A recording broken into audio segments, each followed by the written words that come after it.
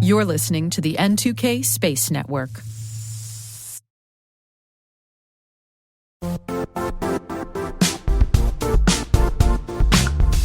The IT world used to be simpler. You only had to secure and manage environments that you controlled. Then came new technologies and new ways to work. Now, employees, apps, and networks are everywhere. This means poor visibility, security gaps, and added risk. That's why Cloudflare created the first-ever connectivity cloud.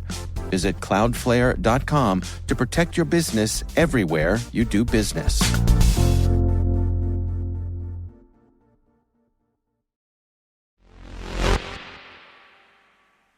It's not very often that we talk about a string of bad luck for SpaceX, but here we are.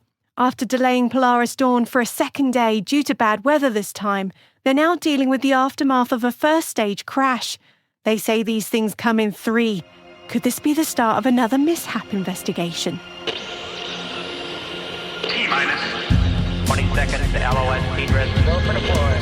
Roger roll. Today is August the 28th, 2024. I'm Alice Carruth, and this is T-minus.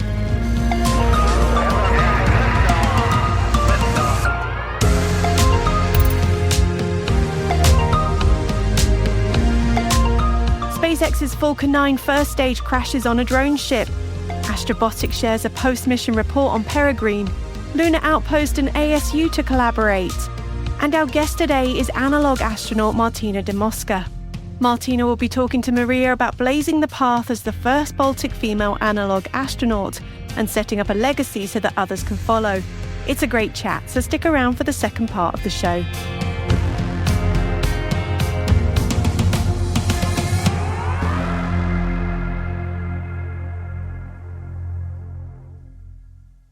Happy hump day all, and what a hump in the road SpaceX hit in the last 24 hours. Late yesterday, they made the call to delay the launch of the Polaris Dawn mission due to unfavourable weather, but decided to go ahead instead with back-to-back coast-to-coast launches for Falcon 9 rockets carrying Starlink satellites to low Earth orbit. The first flight took off from Florida seemingly without a hitch. That was until the first stage broke apart while attempting to land on a SpaceX drone ship stationed several hundred miles northeast of Cape Canaveral. SpaceX shared on the social media platform X that, quote, after a successful ascent, Falcon 9's first stage booster tipped over following touchdown on a shortfall of Gravitas drone ship. Teams are assessing the booster's flight data and status. It did a little more than tip. The video of the landing showed more flames than usual around the base of the rocket as it neared the deck. It also seemed to be coming in at a faster speed. A landing leg immediately collapsed on touchdown and the booster, obscured by fire and smoke, fell over the side of the landing barge into the Atlantic. It was the first stage B-1062's 23rd and what turned out to be the final launch and landing, a new reuse record and maybe the limitation of what SpaceX's Falcon 9 boosters can do. The landing mishap ended a string of 267 successful booster recoveries dating back to February 2021. It, of course, caused the second planned launch to be cancelled. The question now remains of what now? Does this mean another mishap investigation for the Falcon 9? And if so, what knock-on does it have for the Polaris Dawn mission? The FAA is aware an anomaly occurred during the SpaceX Starlink Group 8-6 mission that launched from Cape Canaveral Space Force Station in Florida on August the 28th. The incident involved the failure of the Falcon 9 booster rocket while landing on a drone ship at sea. No public injuries or public property damage have been reported. The FAA is requiring an investigation. As background, an investigation is designed to further enhance public safety, determine the root cause of the event, and identify corrective actions to avoid it from happening again. The FAA will be involved in every step of the investigation process and must approve SpaceX's final report, including any corrective actions. A return to flight for the Falcon 9 booster rocket is based on the FAA determining that any system, process, or procedure related to the anomaly does not affect public safety. In addition, SpaceX may need to request and receive approval from the FAA to modify its license that incorporates any corrective actions and meets all other licensing requirements. Astrobotic have released a post-mission report 7 months after their lunar lander mission failed in its objective of reaching the moon. Astrobotic's Peregrine Mission 1 launched aboard the United Launch Alliance's Vulcan rocket at Cape Canaveral on January the 8th. Post-launch, the Peregrine spacecraft successfully activated its avionics and power management system, established communication with Astrobotic's Mission Control Center via NASA's Deep Space Network, and commenced spacecraft commissioning and operations. According to the report, it was during this commissioning phase that Peregrine's propulsion system was activated, and this involved pressurizing the fuel and oxidizer tanks with helium. Oh yes, that pesky helium again. From the pressurized tank by opening two pressure control valves, PCV1 and PCV2. Upon opening and closing PCV2, helium, pesky helium, began to flow uncontrollably into the oxidizer tank, causing a significant and rapid overpressurization of the tank. The tank then ruptured and subsequently leaked oxidizer for the remainder of the mission. So it's a valve issue and a helium problem. That sounds very familiar. Astrobotic says its next landing attempt using a much larger spacecraft will include fixes to prevent a similar failure. Lunar Outpost is joining forces with Arizona State University School of Earth and Space Exploration to form the Lunar Dawn Science Council. In April 2024, the Lunar Dawn team, led by Lunar Outpost, was awarded a NASA Lunar Terrain Vehicle Services, or LTV, contract. Lunar Outpost says it's driving innovation by assembling a top-tier science council to ensure the LTV delivers maximum scientific value. This team of experts from academia and industry will guide the mission to elevate the quality of lunar science throughout the LTV's decade-long operation on the Moon. AJ Gemma, CTO and co-founder of Lunar Outpost, says, quote, "It will take the best and brightest minds to create not only the first but the most scientifically viable off-road vehicle for living and working on the Moon's surface. ASU's dedication to unlocking new scientific frontiers and extensive global reach make them a natural leader of the Science Council. Drawing on the expertise of these individuals will ensure the greatest scientific and exploration potential as we develop our LTV with unparalleled technical capabilities. Good luck to that team." Spire Global's name has been popping up in the headlines for all the wrong reasons of late. We mentioned the other week that many legal officers were looking to sue the company after the New York Stock Exchange deemed them not in compliance with listing standards. Spire is requiring additional time to prepare and complete its financial statements for the 3 and 6 months ending in the last quarter. An audit of Spire's finances found that the company's previously issued consolidated financial statements for the annual and interim periods within the fiscal years that ended on December the 31st, 2023 and 2022, and for the quarter that ended on March the 31st of this year, will need to be restated. The company is working to complete its review and these restatements as soon as they can, and to file the Form 10Q within the 6-month period provided by the New York Stock Exchange. Spire is expected to make a subsequent announcement to schedule the date and time of its earnings release and conference call for the second quarter and 6 months that ended on June the 30th of 2024. Stoke Space has been selected for a $4.5 million award by the DIU, or Defence Innovation Unit, to prototype a solution that will enable responsive and precise point-to-point delivery of cargo to, through and from space. Funding for the contract comes from DIU's Novel Response Space Delivery Project, which is designed to fund the advancement of commercial solutions for responsive and precise point-to-point delivery to orbit, between vehicles in orbit, and to precise locations on the Earth. With this award, Stoke's design and architecture can be readily tailored to a dual-use system that delivers defence effects directly from Earth to unconventional orbits, as well as from orbit to the Earth's surface. Intercontinental Exchange, better known as ICE, has announced that ICE Benchmark Administration, known as IBA, is collaborating with Scotland Space Intelligence. The two companies are launching the ICE Commodity Traceability Service, which will be known as ICE-COT. ICE-COT is a technology platform designed to facilitate the continued frictionless trade of physical cocoa and coffee by automating the process of submitting, storing, validating and sharing due diligence information mandated by the European Union's deforestation regulation known as EUDR. The regulation is designed to reduce the EU's impact on global deforestation and forest degradation by requiring proof that specific goods entering or sold in the EU are deforestation-free and lawfully produced. Space Intelligence's geospatial mapping capabilities will be integrated into the ICE-COT, clearly indicating areas in cocoa and coffee-producing countries that have been deforested post-December 31st, 2020, and that are not eligible for production of EUDR-compliant goods.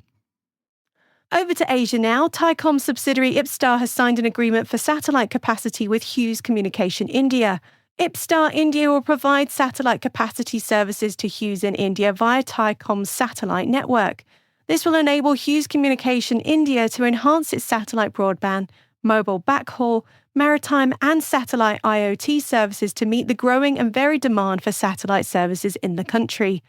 Thaicom is in the process of obtaining regulatory approval under the new space policy from the Indian government. Florida-based Orbit Communication Systems has secured a $6 million contract with an unnamed Asian integrator to supply advanced satellite communication systems for a naval military platform. These Ocean TRX 7mm systems will be delivered between 2025 and 2030, providing continuous satellite connectivity across multiple frequencies for a leading global fleet.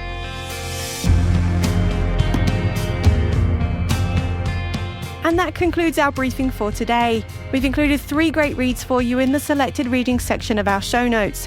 One on Spaceport Cornwall, who have formally signed a Memorandum of Understanding with the National Drone Hub operator Holeship.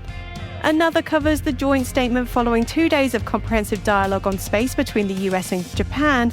And the third is an announcement from Viasat on the appointment of a new CFO. Hey T-Minus crew, if you find this podcast useful, please do us a favor and share a 5-star rating and a short review in your favorite podcast app. It will help other space professionals like you find the show and join the T-Minus crew. Thank you. We really appreciate it.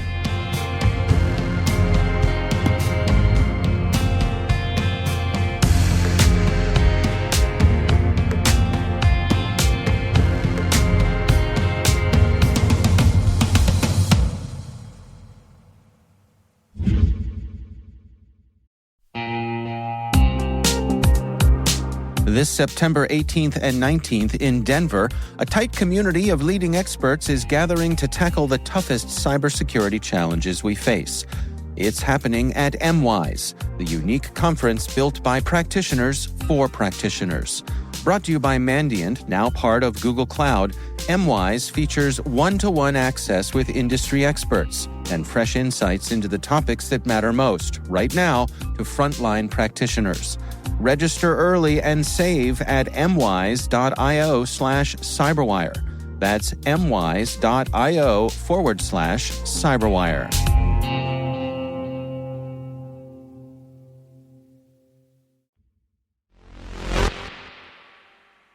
Our guest today is analog astronaut Martina de Mosca. Martina was included in AIAA's Diverse Dozen during this year's Ascend conference and talked to Maria about representing her home nation on the global stage. I am an analog astronaut, the first female Balkan analog astronaut. There's somebody from Greece who was a male analog astronaut that I've connected with him before, but I'm the first female Balkan analog astronaut and the first in Macedonia and many other countries aside from Greece. So I did serve as a commander on the Lunaris Selene mission. We've served on ESA's funded Chile startup and Astro Interplanetary Agency APIS's mission together with Alex Svoboda, the ESA Astronaut Reserve. We've also been a part of the NASA-supported UND ILMAC with my crew. So I have so many missions behind me, and I'm also a senior NASA ambassador with suborbital spaceflight certification. So I had so much training, like a certified NANI scuba diving certificate for my year-long diving in Germany in freezing temperatures and in lakes, but also a lot of like credentials and passing preliminary tests, preliminary education until I came to this mission. So yeah, that's just one notch under my belt for more experience in the sector. I try to work as much as I can to, again, grasp every opportunity. So these missions span from the US to Spain to Poland. It's, you know, the Balkan life of trying to belong. I get it. I'm very fascinated by analog astronaut missions. I think what you all do is not given enough praise and attention, quite honestly. I'm not just saying this because you're my guest. I've spoken to other analog astronauts, and I think it is just really, really cool work, and it's very important work, and it gets overlooked. So could you tell me a bit about what your mission was like, what you did as an analog astronaut? Yeah, so every mission is different. So, for example, in UND ILMAC, we had a different habitat than we had in APIS's and otherwise. So we were in a cave in Spain. We were really isolated. It was really secluded and cut off from everybody that's not a researcher slash analog astronaut. In Poland, we had a World War II bunker now actually remodeled into a space habitat. So it's really different from habitats to experiments. With some of the experiments that we were a part of, they were launched on the ISS and we were the baseline, for example. So think about our missions as this really structured life where every hour is calculated for you and you have a bunch of research to do that's really important for the space agencies involved, for the organizations and universities involved, and for the researchers and the PhDs. So you're not only this test subject that has to have a really strict schedule where we have to do a lot of work, but you also contribute to other lives and impact their careers. But your mission is there to test things before flying them to space. So if you have any particular interest of which one you'd want me to tell you more about, it's really interesting. Everyone is unique, but there's also like underlying things that are quite similar to each other as well. Okay, so tell me about if I've got several to choose from. Tell me about the time when you were in a cave. Let's start with that one. I'm fascinated by that. Yes. So when we were with Astroland and Chalice, we were in a cave in Catambria. Hopefully, I'm not butchering that. We were in this habitat that was looking like the Mickey Mouse from above. So you had the dome and then 2 years there were sleeping quarters. And we did a lot of research from flying our drone and inspecting the cave and the microbiome because they have a really, really interesting microbiome that's growing on the walls. And it's really interesting to actually look at what it is, observe it, and just do some science with it and gather some of the samples. But we did so much obviously physiological research, so much cognitive research. We've donated so many things, like your usual your blood, your samples of your skin and how bacteria develop. We've tried to do UV laundry, so we had a lot of aspects there. But we had a quite interesting crew. We were a diverse crew, three women and then 3 men, and it was quite a challenge because we were really deprived of so many things. We were deprived from sunlight. We only ate freeze-dried food. And on some days, we only ate emergency bars. We had a limited quantity of water. We did not shower. It was quite a robust mission and quite challenging for me because you're there with a real astronaut and you're learning a lot from them. But like the bar is really high. The fidelity of the mission is really high. But the team was quite amazing in a way that they took care of everyone in their own way. It was quite an amazing mission and it was quite transformative to me personally. And I did grew a lot. Like I seen in that mission what a good team is, what it means to actually be a part of a team who will be there for you. Like I've learned how to make my voice heard. I've learned how to learn from the best. It was quite a comprehensive mission. Wow, that sounds incredible. How long were you doing that specific mission for? Was it a few days, a few weeks? How long was that? Yeah, it was a few days, but we had also pre-flight and post-flight. But it was amazing. Yeah. In that training, we did learn how to climb for the first time. I mean, I did. People were experienced climbers before, but it was my first time learning how to climb. It was a lot of fun activities that we have to learn before and post-mission that was quite amazing. Wow. Oh my goodness. When I look at your resume, your bio of all the things you have accomplished already, and that you are also you're finalizing your master's right now. Is that correct? Am I getting that right? Yeah, the International Space University. I am trying to find my internship to finish. So I finished all of the modules successfully. I did my research. It's just, again, trying to find that internship that's not going to be exploitative, meaning it's going to pay for you to be there.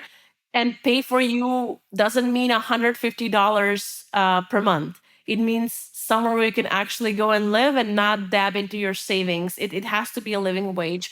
So many of our internships are quite exploitative in the space sector and meant for just the elite because they're not paying you. So when you're coming from nothing, you cannot just sustain yourself living abroad in a really expensive country without, exhausting everything you have or just financing yourself. It has to be a really well compensated internship somewhere, but where I can also legally belong. Those two things are really hard to sort of like find. So that's what's stopping me to graduate. I have to both find an internship that pays me and an internship where I can legally work as somebody coming from Macedonia. So it's a lot to take in.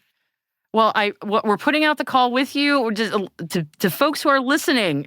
Martina will have her information in the show notes because I think it's very important that you call out those things specifically because you're right. Those are incredible barriers that are very unfair in the space industry, and they really are excluding a lot of extraordinarily talented folks like yourself. And these are the kinds of things explicitly that need to stop happening in order for the industry to grow in the way that we know that it needs to grow. So thank you for calling that out because it needs to be said. When you complete that internship, wherever it may be, do you know what you want to do afterwards? Is there a long-term path that you'd like to follow? So several things. First and foremost, I'm a social entrepreneur. I've actually founded International Space Alliance. It's an NGO that's there to make access for space exploration available for underrepresented regions and underprivileged communities. So that's because of necessity. I had to make something established like that to help everybody in need. So it's also existing both in the Balkans, but in California too. So we can apply to separate grants and actually make some movement and be present worldwide. I do want to develop International Space Alliance to the point where we can actually have serious space involvement in the Balkans. We've been doing so much through it. We've been everywhere from the US to Europe to Latin America to India to Africa to the Balkans with so many initiatives behind us and partnerships. But it's there to make people aware of their potential and find them a niche towards space and just develop those regions that might need some push, but also hopefully to fly a lot of people commercially into the space sector. That's a separate niche that will need some time to actually be developed, but why not? I do believe in commercial space. I'm a fan of new space, and I hope we do that and make it happen.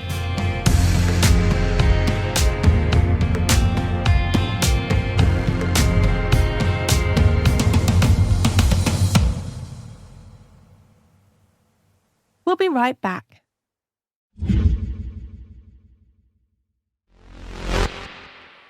Welcome back. We're going to close things out with the opening of the Paris 2024 Paralympic Games today. What's that got to do with space, I hear you say? Well, European Space Agency reserve astronaut John McFall is also a Paralympic bronze medalist. He has proven that the sky isn't the limit, even for those with disabilities. His journey from the Paralympics to space exploration is fueled by determination and the lessons learned from competitive sports. McFall's involvement in ESA's Fly study is paving the way for astronauts with prosthetics to one day reach the International Space Station. His story is a testament to perseverance, showing that with effort, the universe truly has no bounds, and certainly that's the takeaway I get every time I watch the Paralympics. You can read all about his story by following the link in our show notes. And with that, we wish the 2024 Paralympians in the 22 different events strength, speed, and perseverance as they compete this year in Paris.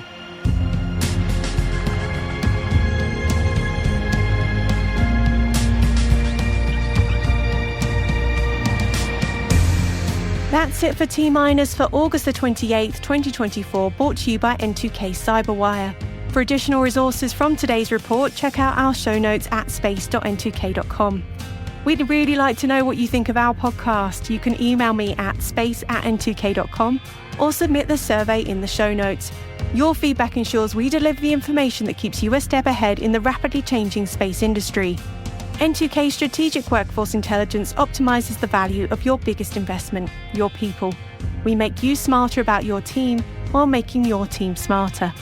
This episode's associate producer is Liz Stokes. We're mixed by Elliot Peltzman and Trey Hester with original music by Elliot Peltzman. Our executive producer is Jen Iben.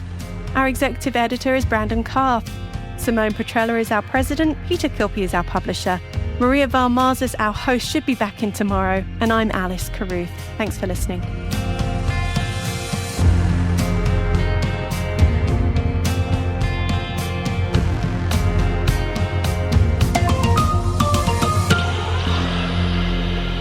T-minus